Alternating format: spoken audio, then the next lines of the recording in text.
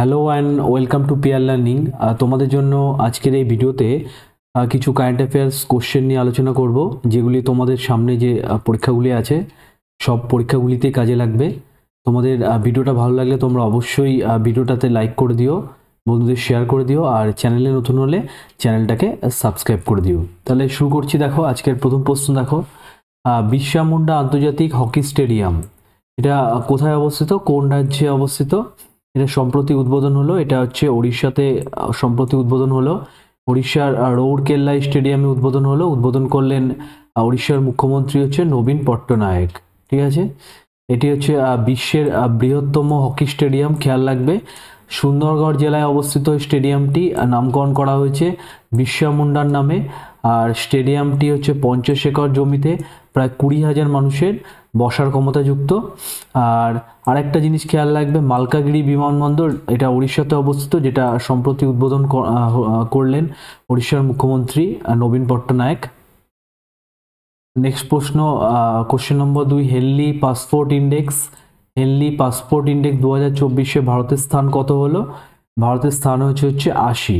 ঠিক আছে, যেটা 2023-এ ছিল 83 নম্বর স্থানে, যেটা 2024-এ ভারতের স্থান হলো 80। আর ভারতীয়রা তাদের যে পাসপোর্টটা আছে, এই পাসপোর্টের সাহায্যে বিশ্বের 62টি দেশে ভিসাহীনভাবে ভ্রমণ করতে পারবে। আর এই ইন্ডেক্স অনুযায়ী প্রথম স্থানে কোন দেশ রয়েছে, কোন কোন দেশ? Singapore, Japan, France, Germany, Italy আর স্পেন রয়েছে। এই দেশগুলি হচ্ছে 194টি দেশে, এই দেশগুলির যে নাগরিক আছে তারা 194টি দেশে বিশ্বের ভিসাহীনভাবে ঘুরতে পারবে, ভ্রমণ করতে পারবে। দ্বিতীয় স্থানে রয়েছে হচ্ছে দক্ষিণ কোরিয়া, ফিনল্যান্ড আর সুইডেন। 193টি দেশে এই দেশের নাগরিকরা ভ্রমণ করতে পারবে ভিসাহীনভাবে। আর তৃতীয় স্থানে রয়েছে হচ্ছে অস্ট্রেলিয়া, ডেনমার্ক, আয়ারল্যান্ড আর নেদারল্যান্ড। ঠিক আছে, 192টা দেশে হচ্ছে এই দেশের নাগরিকরা ঘুরতে পারবে। আর পাকিস্তানের র্যাঙ্ক হচ্ছে 101, আর আফগানিস্তানের র্যাঙ্ক হচ্ছে 104। নেক্সট প্রশ্ন, পণ্ডিত রশিদ খান সম্প্রতি মারা গেলেন, তোমরা জানো। তিনি কোন ঘরানার সঙ্গে যুক্ত ছিলেন? তিনি, উত্তর হবে হচ্ছে রামপুর শাহসন। ঠিক আছে, অপশন ডি উত্তর হবে রামপুর শাহসন ঘরানার সঙ্গে তিনি যুক্ত ছিলেন। তিনি উত্তরপ্রদেশের বদায়ুনে তিনি জন্মগ্রহণ করেন। খেয়াল রাখবে, পণ্ডিত ভীমসেন যোশী তাকে কি বলেছেন? Future of the Indian music বলেছেন। তিনি পুরস্কার পেয়েছেন, পদ্মভূষণ হচ্ছে 2022 সালে, পদ্মশ্রী সঙ্গীত নাটক একাডেমি পুরস্কার 2006 সালে পেয়েছেন, আর বঙ্গভূষণ যেটা পশ্চিমবঙ্গ সরকার তাকে দিয়েছেন, সেটা পেয়েছিলেন তিনি 2012 সালে। নেক্সট প্রশ্ন 4 নম্বর, 2023 সালের বাংলা ভাষায় সাহিত্য একাডেমি পুরস্কারটা কে পেয়েছেন? 2023 সালের বাংলা ভাষায় সাহিত্য একাডেমি পুরস্কার পেয়েছেন হচ্ছে স্বপ্নময় চক্রবর্তী। খেয়াল রাখবে, স্বপ্নময় চক্রবর্তী। তার লিখিত উপন্যাসের নাম হচ্ছে জলের ওপর পানি।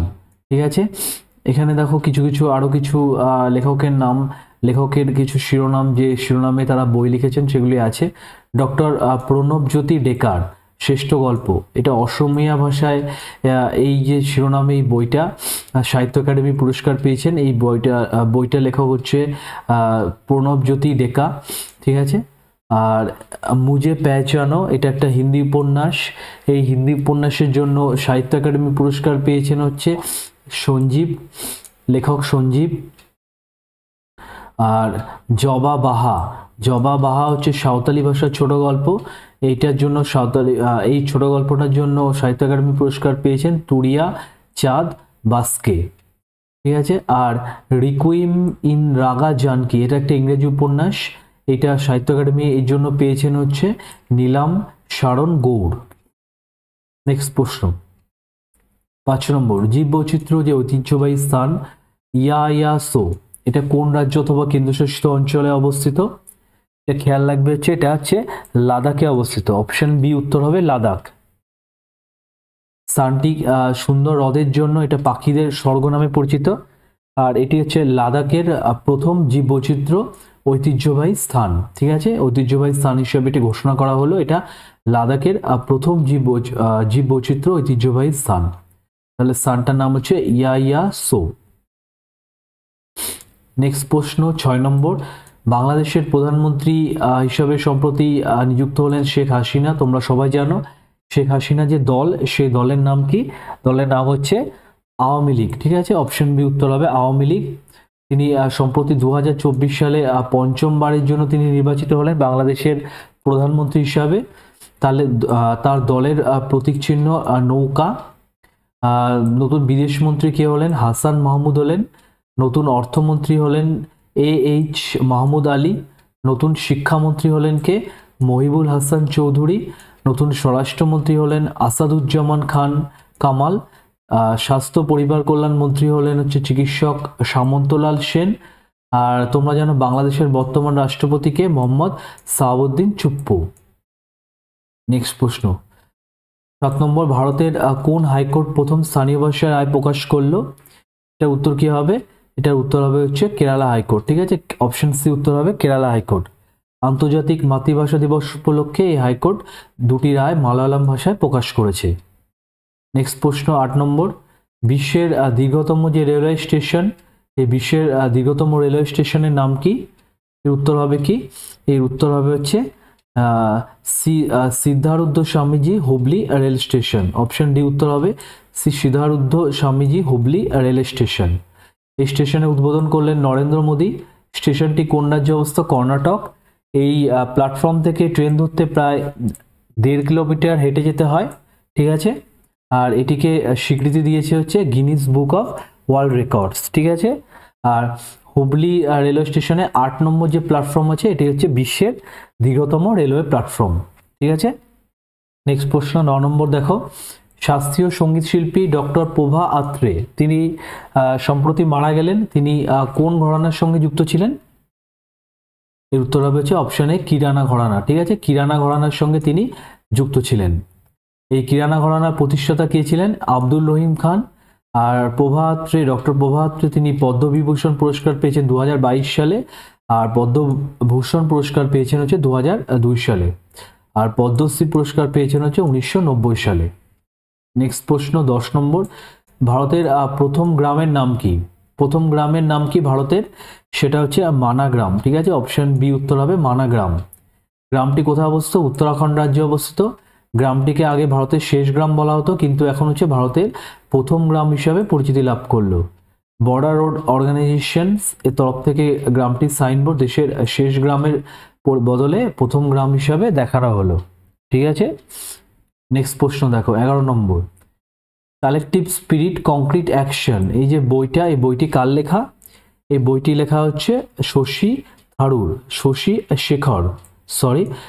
শেখর। ঠিক আছে, ইনি হচ্ছে প্রাক্তন সিইও ছিলেন প্রসার ভারতী। প্রধানমন্ত্রী নরেন্দ্র মোদীর যে মন কি বাত অনুষ্ঠান এর 100তম যে পর্ব, এই 100তম পর্ব উপলক্ষে এই বইটি লিখিত হয়েছে। আর এই বইটিতে উঠে এসে নানাবিধ গুরুত্বপূর্ণ মুহূর্ত এই মন কি বাতের। আর 2014 সালের 3 অক্টোবর তোমরা জানো প্রধানমন্ত্রী মন কি বাত যে অনুষ্ঠান, এই অনুষ্ঠানে রেডিওর মাধ্যমে যে নিজের বক্তব্য দেশবাসীকে তিনি জানাতে শুরু করেন। নেক্সট প্রশ্ন 12 নম্বর, ভারতের যে দীর্ঘতম সামুদ্রিক সেতু, ভারতের দীর্ঘতম সামুদ্রিক সেতুর নাম কি? উত্তর কি হবে? অটল সেতু। অপশন এ উত্তর হবে অটল সেতু। ঠিক আছে, সেতুটি কোথায় অবস্থিত? সেতুটি হচ্ছে মহারাষ্ট্র রাজ্যে অবস্থিত। সেতুটি 21.8 কিলোমিটার। ঠিক আছে, সেতুটি হচ্ছে মুম্বাইকে নাভি মুম্বাইয়ের সাথে যুক্ত করেছে। প্রধানমন্ত্রী নরেন্দ্র মোদী সেতু উদ্বোধন করেছেন। এই সেতুর প্রথমে নাম ছিল কি? Mumbai trans harbour link.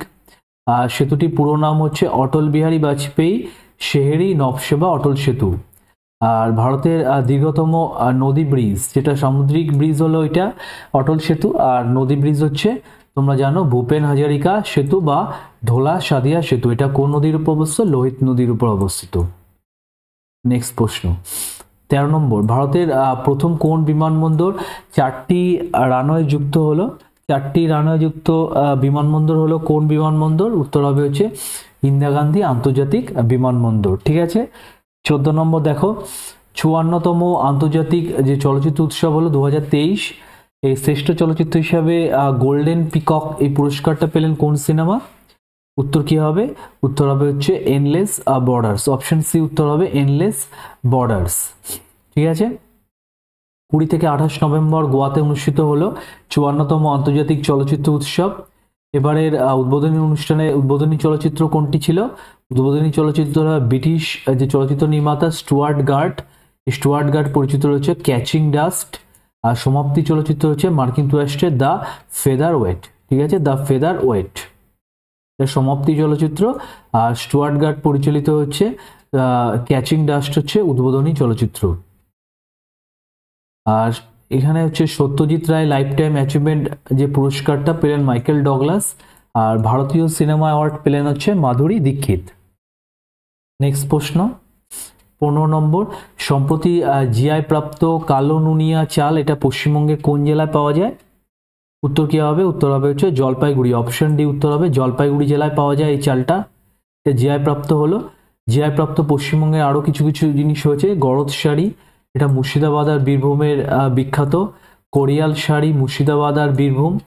Tangail sari যেটা হচ্ছে নদিয়া আর পূর্ব বর্ধমান। আর সুন্দরবনের মধু হচ্ছে সুন্দরবন অঞ্চলে পাওয়া যায়। নেক্সট, সহযোগ কাইজিন। এই যে সহযোগ কাইজিন নামে যে সামরিক মহড়াটা ভারতের সঙ্গে কোন দেশের কোস্টগার্ডের অনুষ্ঠিত হলো? উত্তর হবে কি? উত্তর হবে হচ্ছে জাপান। ঠিক আছে, এটা চেন্নাই উপকূলে অনুষ্ঠিত হলো সহযোগ কাইজিন। আর একটা সামরিক মহড়া দেখো, এক্স আয়ুত্থা নামে, এটা হচ্ছে প্রথম সামরিক মহড়া। এটা ভারতীয় নৌবাহিনী আর রয়্যাল থাই নেভি এর মধ্যে অনুষ্ঠিত হলো। ভারতের প্রাচীন শহর অযোধ্যা আর থাইল্যান্ডের প্রাচীন শহর, এটা শহর হবে আয়ুথায়া। এই দুটো তাৎপর্য হচ্ছে বহন করে। নেক্সট প্রশ্ন 17 নম্বর, কোন রাজ্য অপারেশন অমৃত এই প্রকল্পটা চালু করলো? উত্তর হবে কি? উত্তর হবে হচ্ছে অপশন এ কেরালা। ঠিক আছে, কেরালা হবে উত্তর। কেরালা রাজ্য ড্রাগ কন্ট্রোল বিভাগ অ্যান্টিবায়োটিকের অত্যাধিক ব্যবহার রোধ করতে operation Amrit antimicrobial resistance intervention for total health চালু করেছে। এই উদ্দেশ্য কি? ডাক্তারের প্রেসক্রিপশন ছাড়া অ্যান্টিবায়োটিক এর ওভার দ্য কাউন্টার বিক্রয় শনাক্ত করতে ফার্মেসিগুলিকে অভিযান চালানো। নেক্সট প্রশ্ন 18 নম্বর, গান্ধী আর লাইফ ইন 3 ক্যাম্পেইনস এই যে বইটা, এই বইটা হচ্ছে কার লেখা? এই বইটা লেখা হচ্ছে এম.জে. আকবর আর নটওয়ার সিং। উত্তর হবে অপশন ডি। ঠিক আছে, বইটি হচ্ছে মহাত্মা গান্ধীর জীবন ও সংগ্রামের উপর আলোকপাত করে। বিশেষ করে তার নেতৃত্বে যে 3টি গুরুত্বপূর্ণ আন্দোলন হয়েছিল তার এগুলো সম্পর্কে লেখা আছে। অসহযোগ আন্দোলন, লবণ সত্যাগ্রহ আর ভারত ছাড়ো আন্দোলন, এর উপর এই বইটিতে লিপিবদ্ধ করা আছে। আর একটা বইয়ের নাম দেখো, an uncommon love, the early life of Sudha and Narayan মূর্তি। এই বইটা হচ্ছে লিখেছেন কে? চিত্রা ব্যানার্জি। বইটিতে ভারতের যে অন্যতম সম্মানিত যে দম্পতি সুধা আর নারায়ণ মূর্তি, এনাদের জীবনের উপরে এই বইটা লিখিত হয়েছে। নেক্সট প্রশ্ন 19 নম্বর, নিচের কোন কোম্পানি কন্ডোর নামে কোয়ান্টাম চিপ তৈরি করেছে? উত্তর কি হবে? উত্তর হবে হচ্ছে আইবিএম। ঠিক আছে, অপশন বি উত্তর হবে আইবিএম। মার্কিন যুক্তরাষ্ট্রের এই আইবিএম কোম্পানি প্রথমবারের মতো 1000-এর বেশি কিউবিটের এই কোয়ান্টাম চিপ তৈরি করেছে। নেক্সট প্রশ্ন, নিচের কোন কোম্পানি ইন্দাস নামে একটা নিজস্ব অ্যাপ স্টোর এটা চালু করেছে? ইন্দাস নামে অ্যাপ স্টোর চালু করেছে হচ্ছে ফোনপে। অপশন সি উত্তর হবে। ভারতের অ্যাপ স্টোরের বাজারের সঙ্গে যে গুগল প্লে স্টোর, এই গুগল প্লে স্টোরের সঙ্গে টক্কর দিতে এই অ্যাপটি চালু করেছে হচ্ছে ফোনপে। ঠিক আছে, এই ছিল গুরুত্বপূর্ণ কিছু কারেন্ট অ্যাফেয়ার্স যেটা তোমাদের সামনের সমস্ত পরীক্ষায় কাজে লাগবে। ভিডিওটা ভালো লাগলে তোমরা অবশ্যই একটা লাইক করে দিও, বন্ধুদের শেয়ার করে দিও, আর চ্যানেলে নতুন হলে চ্যানেলটাকে অবশ্যই সাবস্ক্রাইব করে দিও। তোমাদের ভিডিওটা দেখার জন্য অনেক অনেক ধন্যবাদ।